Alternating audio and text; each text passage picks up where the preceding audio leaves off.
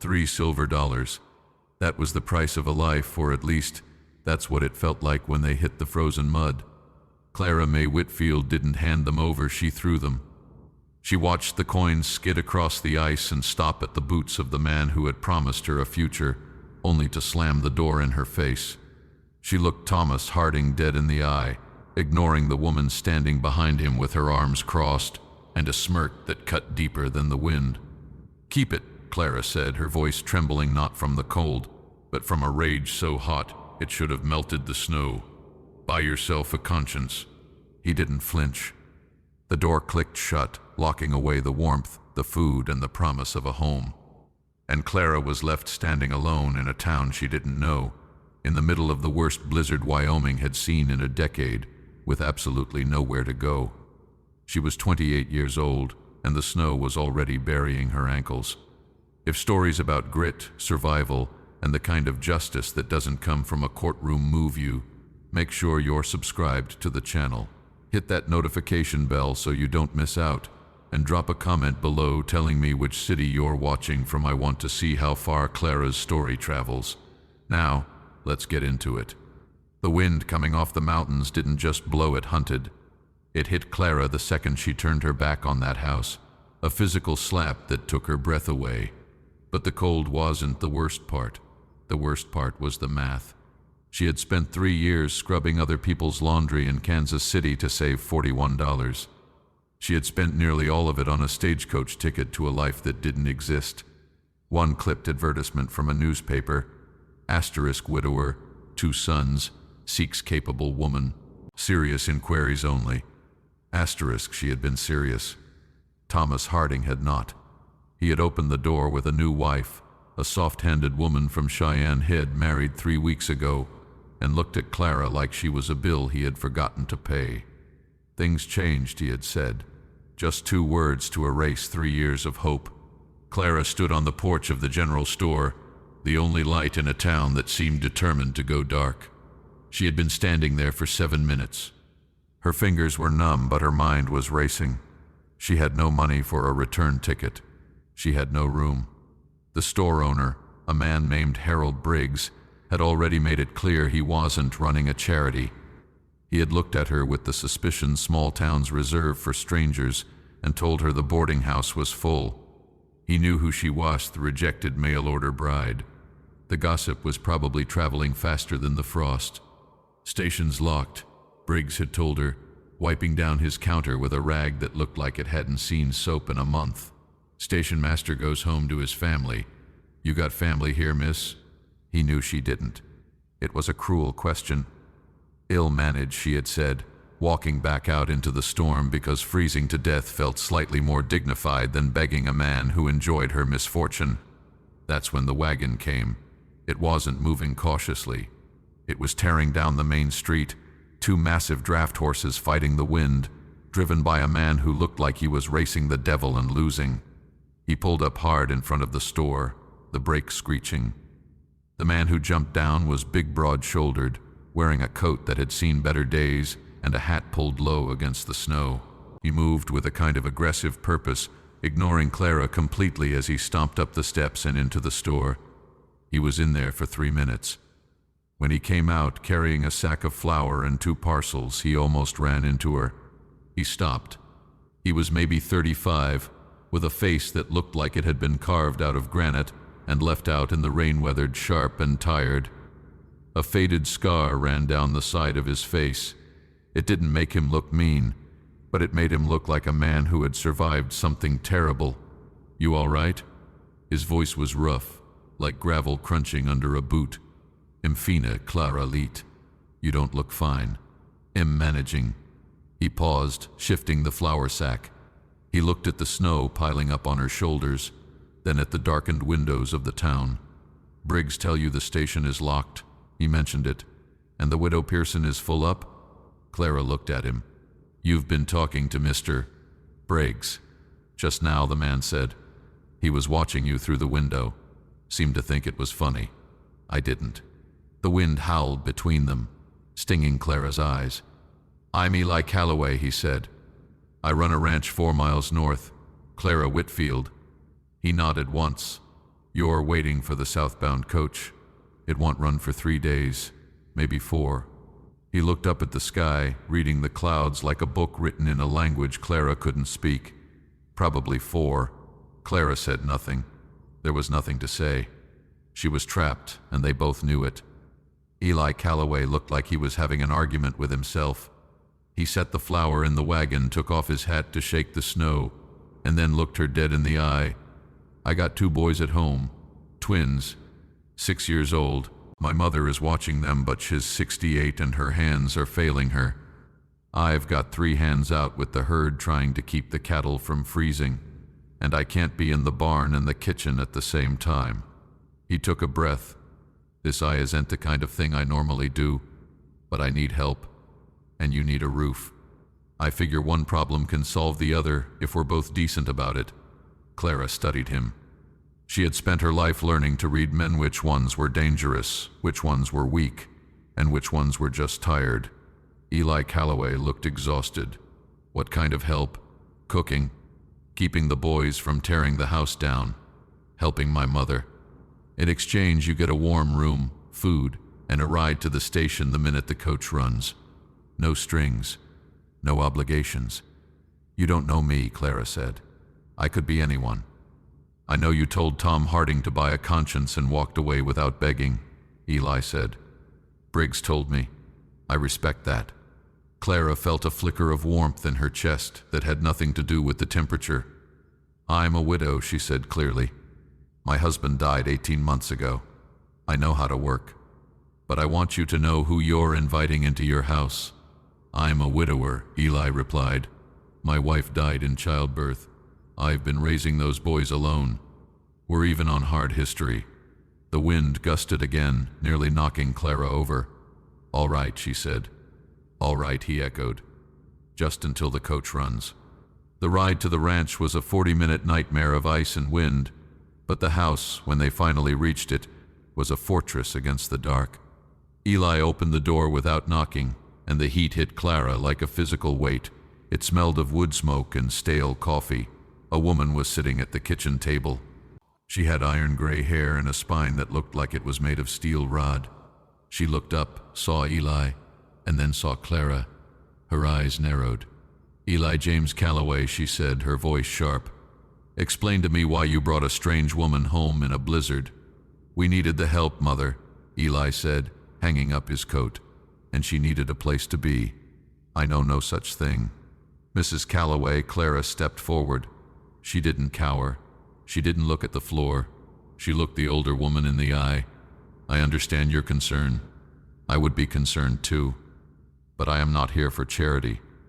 I am here to work until the road's clear. If at any point you want me to leave, I will walk out that door myself. Ruth Calloway stared at her. The silence stretched out, tense and heavy. Can you cook? Yes, Mom. Biscuits from scratch. Ruth glanced at her own gnarled, swollen knuckles resting on the table. The boys haven't had decent biscuits in 2 weeks. My hands, they don't work like they used to. She gestured to a door down the hall. Put your things there. We don't stand on ceremony in this house. Clara was taking off her coat when she felt eyes on her. She turned. 2 little boys stood in the hallway shadows. They were identical dark hair, serious face, but their energy was different. One was leaning forward, practically vibrating with curiosity. The other hung back, watching her with a level of suspicion that mirrored his grandmother's. Are you the lady from town? The curious one asked. I am. I'm Jesse, he said. That's Cole. He doesn't talk to strangers. Cole said nothing. He just watched her, his eyes gray and measuring, exactly like his father's. Imklava. Can you make cornbread? Jesse asked. Cole likes cornbread. He won't tell you, but he does. I can, Clara said. That was how it started. Not with a grand declaration, but with cornbread and caution. Clara didn't sleep well that first night. The wind rattled the window pane and the house groaned under the weight of the snow. She lay in the narrow bed, staring at the frost, reminding herself that this was temporary. 3 days. Just 3 days. But morning came, and with it, work. Clara fell into the rhythm of the house as if she had been there for years. She saw what needed doing and did it without asking. She organized the pantry. She kneaded the dough that Ruth's hands couldn't manage. She didn't try to charm Eli, and she didn't try to mother the boys. She just worked. By the second day, the dynamic began to shift. It started with a knife. Clara was sweeping the kitchen when she heard the silence. Parents know that silence is often worse than noise. She went to the stairs and found Cole sitting on the top step, clutching his hand. Blood was seeping between his fingers. He looked up at her, terrified not of the pain but of the trouble. "Let me see," Clara said gently. She sat down beside him. It was a nasty cut on his palm. Beside him lay a small old pocket knife, the blade dismantled. "I was trying to fix it," Cole whispered. The pin came loose. "Whose knife is it?" "My dad's." It was his dad's. Clara didn't scold him. She took him to the kitchen, cleaned the wound, and wrapped it tight. Then she picked up the knife. "Do you have a small hammer?" she asked. Cole blinked. "Yes." "Bring it here." For the next 20 minutes, Clara showed the boy how to reset the pin, how to tap the metal gently so it flared and held the blade in place without locking it. She had watched her late husband do it 100 times in his workshop. When she handed the knife back to Cole, it snapped shut with a satisfying click. Cole looked at the knife, then at her. "Thank you," he said. It was the first time he had spoken directly to her. "Keep it in your pocket," Clara said. "And if it breaks again, you come to me."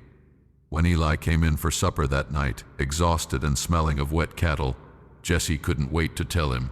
Clara fixed Cole's knife. She used the hammer and everything. Eli stopped mid-step. He looked at Cole, then at Clara. That knife was a family heirloom. Most women would have hidden it or scolded the boy. Clara had fixed it. "Is that right?" Eli asked. "She knows how to fix things," Cole said quietly. Eli looked at Clara across the table. His expression was unreadable, but the tension in his shoulders seemed to drop just an inch. "Thank you," he said. "It was a simple fix," Clara replied, pouring him coffee. But the real test came on the third day. The temperature dropped to 20 below zero. The house felt like it was shrinking under the cold. And that afternoon, Cole didn't come to lunch. Clara found him in his bed, shivering so hard his teeth clicked. His skin was gray, and when he coughed, it sounded like a wet rattle deep in his chest. "Ailey," Clara shouted.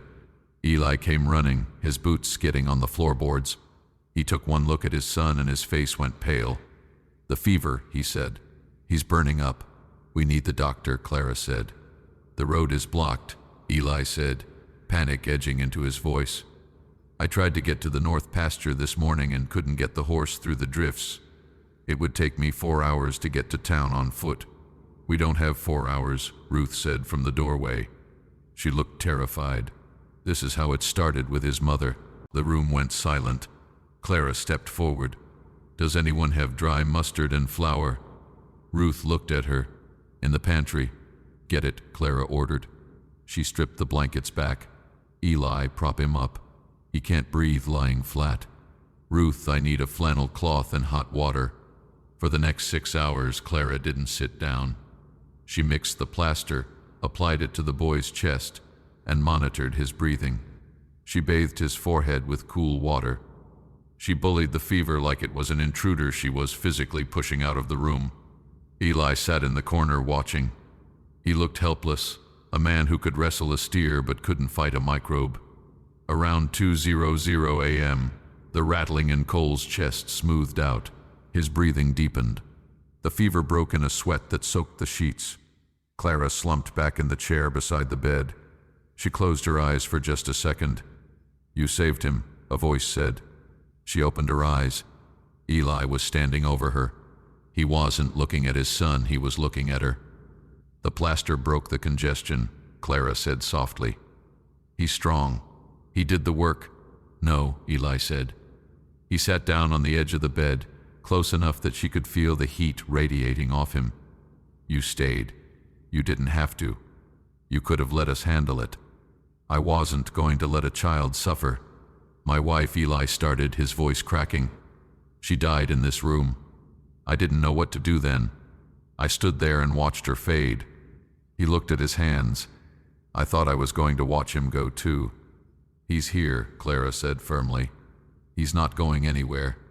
They sat there in the quiet dark, the storm raging outside but peace inside. It was an intimacy that hadn't been earned by romance, but by survival. The next morning, the storm broke. The sun came out, blindingly bright on the white drifts. And with the clear roads came the town. Clara was in the yard helping Jesse build a snowman when a wagon rolled up. It was Harold Briggs, the store owner, and sitting next to him was Thomas Harding. Clara went still. Jesse sensed the danger immediately and moved behind her. The men climbed down. Harding looked uncomfortable, shifting his weight. Briggs looked smug. "Morning," Briggs called out. "Is Eli around?" "He's in the barn," Clara said, her voice like ice. "What do you want?" "Well now," Briggs smirked, "there's been some talk in town about the arrangement out here. A single woman, a widower. Folks are concerned about the propriety of it.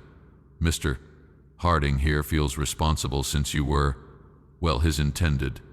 We're here to take you to the widow Pearson's boarding house. It's more appropriate." Clara stared at them. They weren't here to help. They were here because her presence at the ranch challenged their narrative. She was the woman who had been discarded, and she was supposed to be invisible, not living out here making a life. "I have an arrangement with Mr. Calloway," Clara said. "I am employed here. Mrs. Calloway is inside. There is nothing improper happening, and frankly, Mr. Briggs, my living situation is none of your business." "Now look here," Harding spoke up, trying to sound authoritative. "I feel bad about how things ended, Clara, but you can't stay here. It looks bad. For me. For you asterisk." Clara laughed, a sharp, bitter sound. "You left me in a blizzard with $3, Thomas. You don't get to decide what looks bad for you anymore." "Get your things," Briggs snapped, stepping forward. "We aren't asking." She said no. The voice came from the barn. Eli walked into the sunlight. He wasn't carrying a weapon, but he looked dangerous enough without one. He walked straight to Clara and stood next to her. Not in front of her to protect her, but beside her. "A partner." "Eli," Briggs stammered. "We're just thinking of the town's reputation." "I don't care about the town," Eli said, calm and low. "Miss Whitfield saved my son's life last night. She is the housekeeper of this ranch. She stays as long as she wants to stay.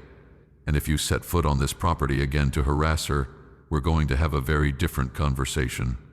Harding looked at Eli, then at Clara. He saw something in Clara's face, a strength he hadn't noticed when he rejected her. He realized, perhaps for the first time, that he had made a catastrophic mistake. "Let's go," Harding muttered to Briggs. They got in the wagon and drove off. Clara watched them go. Her heart was hammering against her ribs.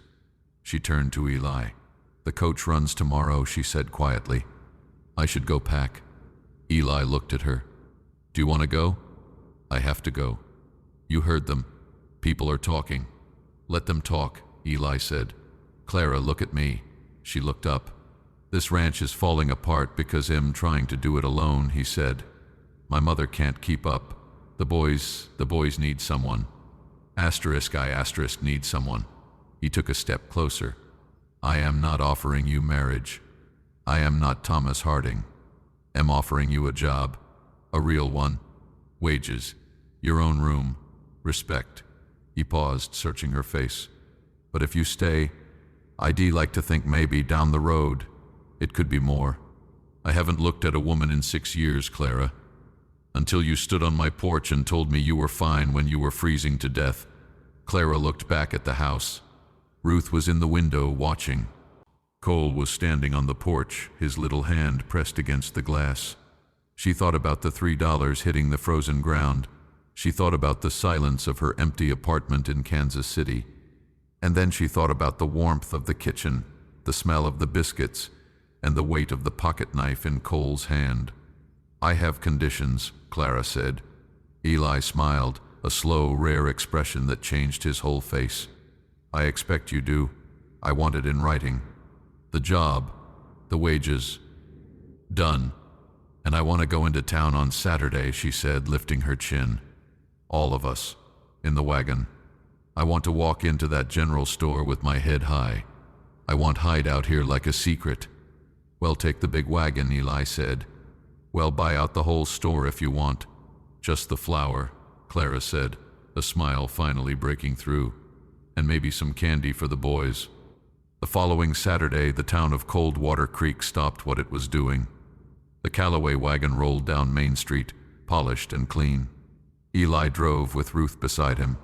In the back sat Jesse and Cole, looking scrubbed and proud. And sitting next to Ruth, wearing her best coat and a look of absolute steel, was Clara Whitfield. They pulled up to the general store. Eli hopped down and offered his hand to Clara. She took it. They walked inside together, a united front. Harold Briggs went silent behind his counter. The whispers stopped. Clara walked the aisles, picked out her supplies, and paid with money she had earned. When they walked out, nobody said a word. But as they climbed back into the wagon to head homito * real * home, Clara caught Thomas Harding watching from across the street. He looked miserable. Clara didn't throw anything at him this time. She didn't have to. She just turned her face toward the sun, toward the ranch, and toward the life she had built out of the wreckage of a storm. She had lost $3 on the frozen ground, but she had found something money couldn't buy. She had found a place where she mattered. And that, folks, is where we leave Clara today. If you enjoyed this story of resilience and finding light in the darkest winter, please hit that like button. It really helps the channel. Don't forget to subscribe for more stories from the American frontier. Stay warm out there, and I'll see you in the next one.